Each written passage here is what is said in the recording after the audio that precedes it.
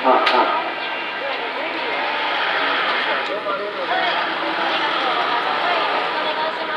んこんにちは。国福実験と郵政局長の徳間と申します。この度は夏の参院選挙、選挙区東京から出馬いたしました。よろしくお願いいたします。こちら西日暮里ではこのようにして選挙で来て凱旋することはあまりなかったと思うんですけども、どうぞ今日はよろしくお願いいたします。徳間はもう簡単に言います。国会に入って一番何がやりたいか、どうして皆様に今日は訴えたいのか、そしてもちろん選挙ですから1票が欲しいわけですけども、ぜひ皆さんの応援がないと国会に行けません。徳間はまず国会に行って何がしたいか、経済政策です。もうこの不況は耐えられないんです。自分自身も経営者でありますから、もうやっていけないんですよ。もう今の政治だと本当にこの国はタイタニック号のように沈むのが見えるんです。今やらなければいけないのはもう自分の我慢の限界に来ました。もう昨日の EU、イギリスが離脱してこの先ますます不透明な、そして景気も悪くなるのに、なんでこの先に 10% の消費税、こんなのが待ってるんでしょうか。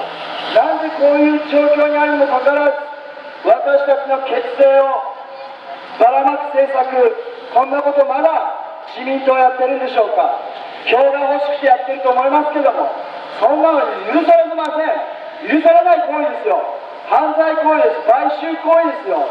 65歳以上の低所得者に今回120万人3万円を配ってるんです。3600億円使ってこういうことをやってるんです。選挙前に票が欲しいのは分かりますけども、フェアじゃありません。私たちが払ってる税金を配ってるんですよ。でまた増税、今1000兆円の財政赤字、こんなこと言って私たちにケツつけと尻拭いしてくると、この先増税が待ってるけども、これはあなたたちの社会保障福祉のためですよとか、こんな嘘ばっかりついて人質にとって、社会保障という言葉を人質にとって私たちにゆすってきてるんです。こういう盗人のような政府に対しても耐えられないと。私自身も会社やってますけども全然儲かりません。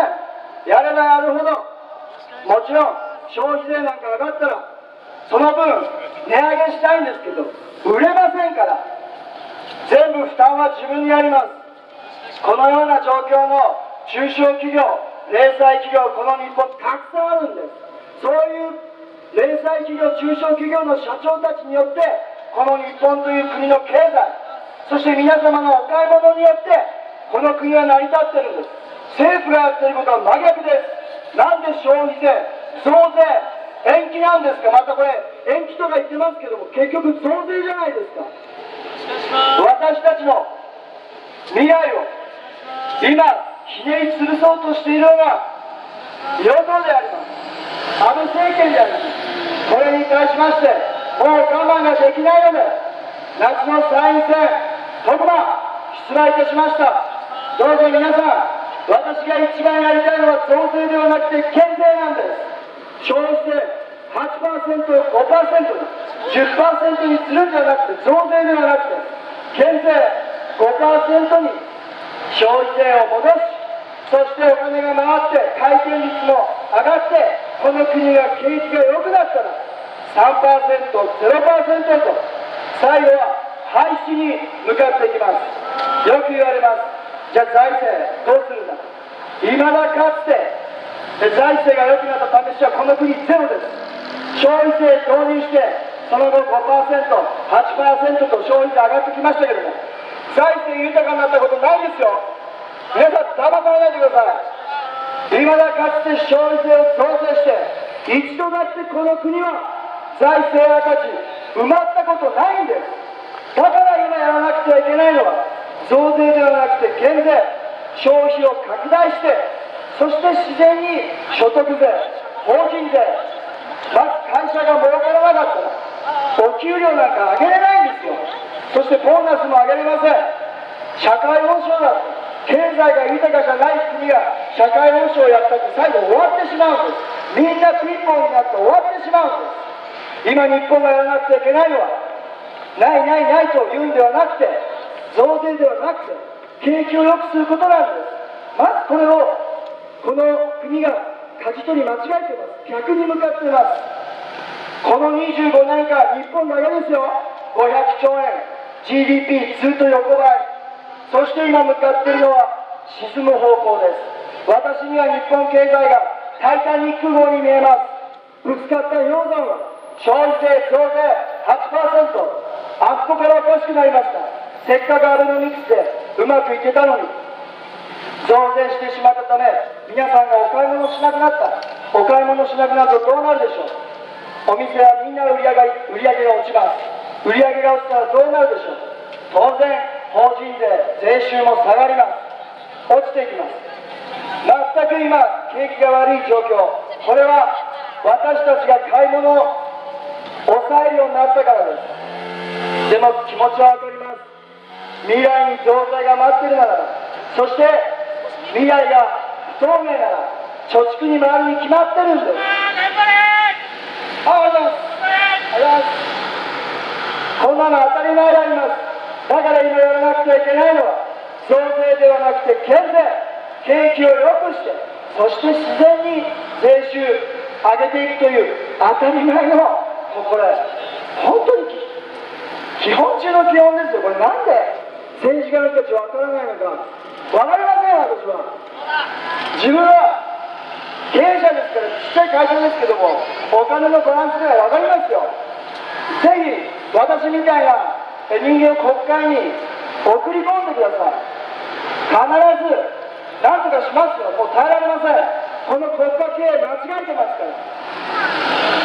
先ほど話した通り、私たちのこの日本という国の売上、1年の売上 GDP 国内総生産、皆さんが一生懸命働いてそして集計した総金額が GDP っていうんですけども、これの6割 60% は私たちの買い物で成り立ってるんです。この国の GDP は 60% は私たちの買い物で成り立ってるんです。ここをぜひ皆さん忘れないでください。だから今皆さんが買い物がしやすいように減税、特に消費税は減税 8% を 5% に戻すと、このように訴えさせていただいております。戻して景気が良くなれば、皆さんが買い物すれば必ずお店は儲かります。会社も儲かります。儲かったら給料が出るんです。出たらまたボーナスも上げれるんです。そして皆さんがもらったこのお金でまた買い物します。もっと今度はいいものが買いたいと思います。会社は考えます。もっといいサービスを、もっといい商品を作ろうと思います。こうやってお互いが、会社もお客さんもお互いがウィンウィン良くなっていく。そしてこの中でなんと政府にもお金が、税収が入っていく。ウィンウィンウィンです。この3つのウィンをウィングにして、羽にして、日本は発展繁栄する気分があるんです。その理由は今世界を見てください。大変ですよ。これからヨーロッパ大不況が来ますよ。このように EU から離脱しましたイギリスの問題で、今日本にももちろん株価下がってます。これ大変なことですよ。自分の国は自分で守る上でも内需拡大、実はこの国は1700兆円の貯金があるんです。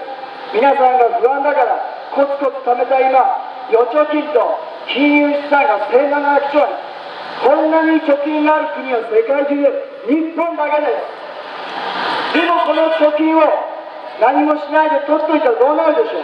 今恐ろしいことが起きております。マイナンバーと銀行口座がくっつきます。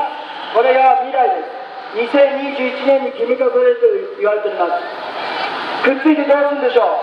政府が覗きます。私たちのマイナンバーを使って私たちのプライバシー、そして私たちの預貯金を除いて課税を考えているんです。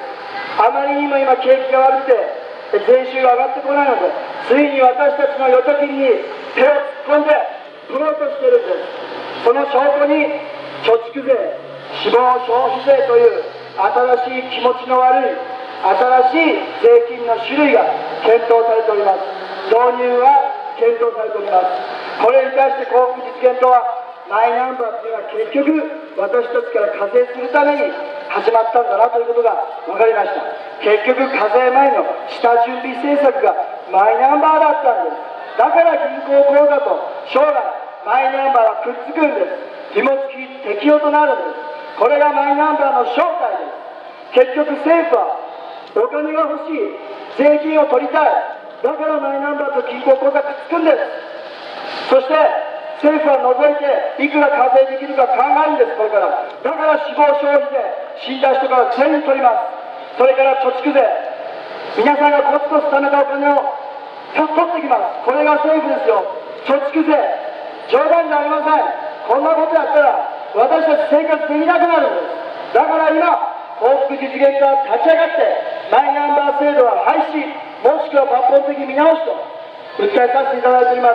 それから今増税ではなくて減税、8% の消費税を 5%、3%、最後は 0% へと持っていきたいと思っています。景気が良くなったら税収も上がるんです。財政も良くなるんです。このためにも今財政を赤字にさせているばらまき政策はもうストップしなきゃいけないと思っています。皆さん大きな声で大変失礼しました。どうしても皆様に知ってほしいので今日は大きな声でお話しさせていただきました。増税ではなく減税、消費税は 5% にどうぞよろしくお願いいたします。幸福実現と徳間でした。選挙区東京から出ます。